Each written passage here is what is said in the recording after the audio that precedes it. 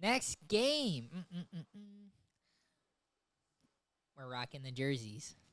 Wow. Vikings, Lions. I had a lot of notes on this game, so we're going to deep dive into this one. I'm excited. By the way, I have, like, a lot of notes. nice. Let's get into it. I just want to say Aaron Jones, best running back in the league, without a doubt. And he got injured again. He didn't finish Hey, the and how about the game. fact I traded Jahmyr Gibbs? Yeah, and he... Bro, I I started David Montgomery, too. By the way, I bet bet on Jahmyr Gibbs to rush for 100 yards because of how bad our rushing defense has been, and we actually shut down the run game fantastically in this game. But, so, going into the second half, my notes were that our offense immediately looked better with J.J. McCarthy. I love to see that. We struggled early in games whenever J.J. was healthy, and then even when Carson Wentz was our starter, we struggled early in the games. But early into the game, the offense was actually playing pretty decent. I'm not going to say we played fantastic or anything, but a lot better than we have to start games in the beginning of the season. Offensive line was the healthiest it's ever been. Also, fantastic. We had Aaron Jones back. He played great in the first half. He did deal with an injury and it didn't really finish the game. Now, one of the critiques I had after the first half... 8.7 yards to carry, by the way, for Aaron Jones. I know, and he didn't even finish the game. Like, he actually balled out this game. But one of the notes I have, and I've said this multiple times before, our play calling on first down really needs to be simplified. We have a really good offensive mind, and I get sometimes he wants to change it up, but I feel like when I watch the Bengals games, I'm watching Jamar Chase get the ball in space and get the ball in these short routes, and they're just getting the ball in his hand. And I feel like Justin Jefferson, I swear I haven't seen him catch a slant all year. For a Rams, for a McVay guy, too, it's really exactly. weird. He does not set up Jettas very well on, like... I just feel like our first down play calling, if we're not running the ball, we're running some bullshit play action rollout. And I hate those play I just action feel like rollouts so our much. play calling on first down needs to be simplified. But, you know, that's just been a problem that I've seen all season. So it was actually funny I wrote this because later in the game it ended up working out. I want to see J.J. McCarthy learn to take off when he has the option. Yeah, there was a few early moments where he had some space, but he's trying to direct traffic. Something I've noticed, he's not very good at throwing on the run because he has the option to take off, but he has the mindset where he wants to make the play, make the throw, and he's throwing on the run and he's missing receivers, and he has the space to take off for 5 to 10 yards, and I'd much rather just see him take those 5 to 10 yards. Just a thing a young guy's got to learn. If that is his number one problem in this game, great I feel like problem he's trying to be the hero sometimes and make these big time throws when sometimes you just got to take off. You know what's funny? And take I the think yardage that's you can not get. even what he's doing. I think he's just trying not to. He's trying to play NFL football. He's not trying to run as much. Maybe. I think it's something. I think he's being more conservative. But there is a note further about that later. The interception. The weird interception, Jalen Naylor fought with the DB over the ball. I feel like it was a little bit weird of a call. I feel like if that was Isaiah Rodgers that made that interception, it gets overturned. However, I'm not going to sit here and cry about it because it happened to us. Also, that wasn't a very good throw. JJ did miss him. He had a step on him. If he throws the ball in the right spot, that won't happen. The ball was behind him. So I'm not here to bitch about that. There were way worse calls in this game that we will get into. Other than the first two drives, which both of the touchdowns from the Lions were scored on fourth down, which as a fan is so frustrating to watch, like getting a team to fourth down and then they just score on fourth down. Like that's just what happens when you play against the Lions. But other than those first two drives, the defense stepped up a big time in the second half. We stopped the run. We were getting to Jared Goff, who Jared Goff is normally very good against the blitz. He whooped our asses in Week 18 last year while we were blitzing him, but we were able to get to him and make him struggle this game. Now, this catch in the second half that got called back, the Justin Jefferson catch, this shit had me heated, bro. We were texting about it. Oh, yeah. This is 3 weeks in a row we've had controversial calls that are not just not getting called catches, they're getting overturned. So the Hawkinson catch in the end zone 3 weeks ago, I don't think was a catch. I think it should have been overturned, and I'm willing to admit that as a Vikings fan.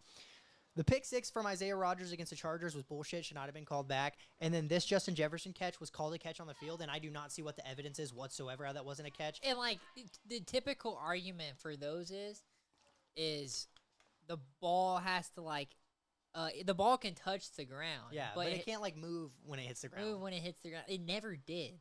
There was zero evidence that this especially should have since been it was called a catch, and two, it's Justin Jefferson. And you give Justin Jefferson the catch, right? That had to piss Roger Goodell off. I don't really care what receiver it is. If they make the catch, don't overturn it if there's not evidence that it's not a catch. The studs always get kind of like CeeDee Lamb. No, if you barely tug CeeDee Lamb, you give him the call. I completely agree. The best players in the league do normally get the calls going their way, but it doesn't matter about the receiver. If it's a catch on the field and there's not evidence that it's not a catch, there's no reason to be overturning calls. This is 3 weeks in a row where we've had sketchy calls called back against us, and it's really starting to get frustrating. However, the very next note is ball don't lie, because the very next drive, David Montgomery fumbles the ball right Harrison back to Smith. us. Or Harrison Smith recovered it. who poked it out? You're going to have to check that for me. I actually don't know. Harrison Smith did recover it, though.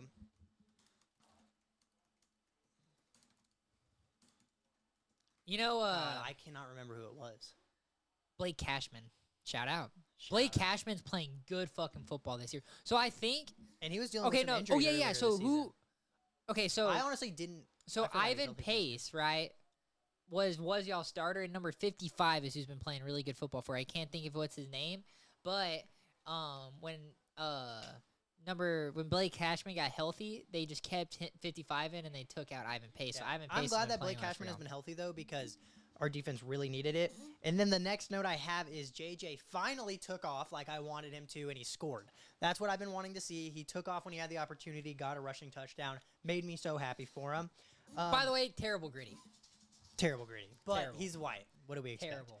Joe Burrow's See, white. that's the difference. Honestly, no, Joe Burrow's was better, but it wasn't as bad as Kirk Cousins' gritty. Dude, so. Here's the thing. We kind of compared Jackson Dart and JJ. Like, that's just the Jackson Dart's hitting a cleaner gritty for Jackson sure. Jackson Dart has a little more swag. A little more dark tone. He has a little more swag for sure. Yeah. So something it was that time in Ole Miss, man. Jackson Dart. Yeah. Something I've noticed about us this Ole season. Miss versus Michigan. Something I've noticed about our team this season, and you've heard me bitch about this, is every positive kick return we get gets called back because of a holding. We had a kick return, go for a touchdown, gets called back. I literally, when it went for a touchdown, I was like, I know there's about to be a penalty, and there was. And last week against the Chargers, opening kickoff, shout out to opening kickoff, we took it for like 50, 60 yards, and I told Zach, I was like, they're about to call holding. And I watched the replay on this touchdown. It should have been called. It was a holding penalty. And I don't know if this is a special teams coaching issue, if it's something to do with the new kickoff. I don't know, but it's starting to get really frustrating because our kick returner is playing some damn good football. Yeah, and he is. He's just getting screwed over by these holding calls consistently. Blocked the kick in the fourth quarter, recovered by Isaiah Rodgers. That was the biggest play of the game because... Dude, why the fuck is he trying to stiff arm the kicker instead of just cutting it? He could have scored, bro. He probably could have scored. No, that made me so mad.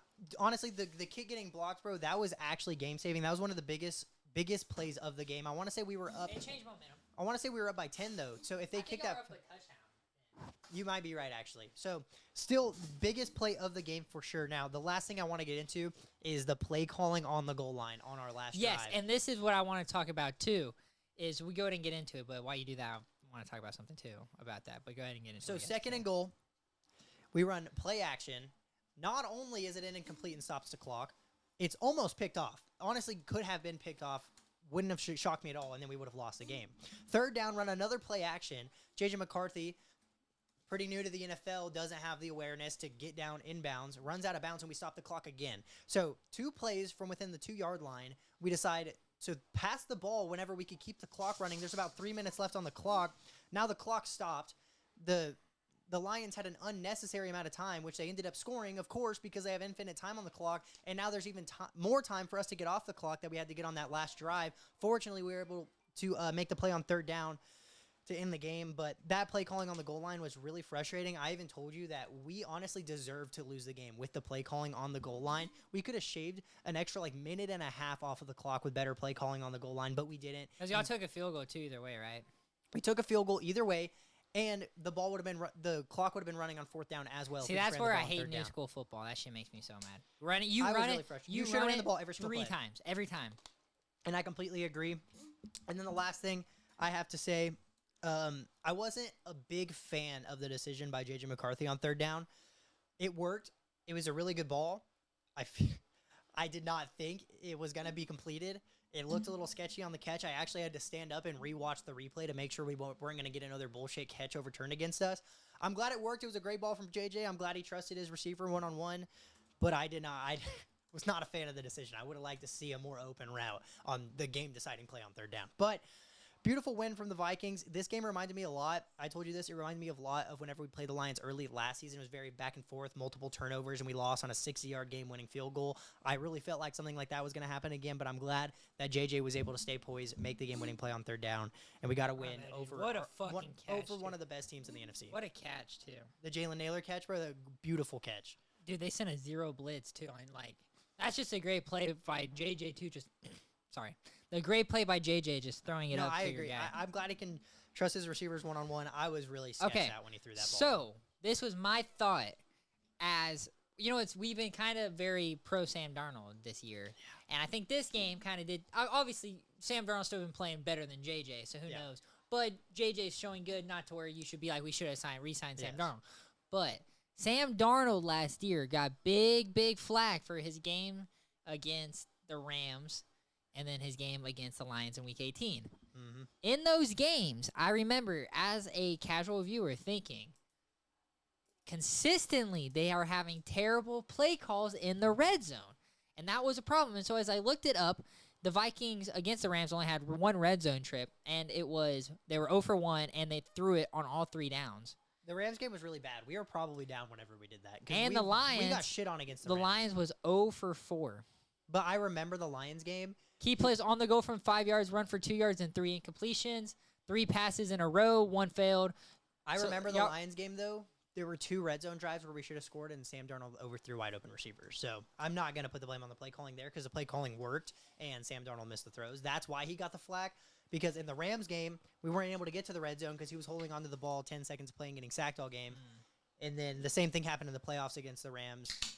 And there was also a face mask in the end zone that we got called for a safety that we didn't even get the chance. When you're in the red zone, don't be so fancy. Just fucking run the ball on first down, dude. I agree. But the Lions game, Sam Darnold did deserve the flack Week 18 because there were multiple scoring opportunities where he literally just missed receivers. The Lions were feasting against us on defense. But like I said, JJ, this was the best game I've seen from him all year. His stat line wasn't crazy impressive, but we were running the ball efficiently. We were stopping the ball on defense, which is something I have not seen all year. Is something I ranted about last week. We were able to stop the run against arguably the best rushing attack in the NFL, maybe. Beautiful game from the Vikings. This actually gave me some hope going into the rest of the season. We can play compatible football on offense and defense. That's all I needed to see all year. This was best game of the year so far we played. This was one of my favorite games of the week to watch, as I just got to watch football and not be stressed. I was stressed. It was so nice. We were doing everything we could to lose that game at one point. No, that game was awesome. Whoa,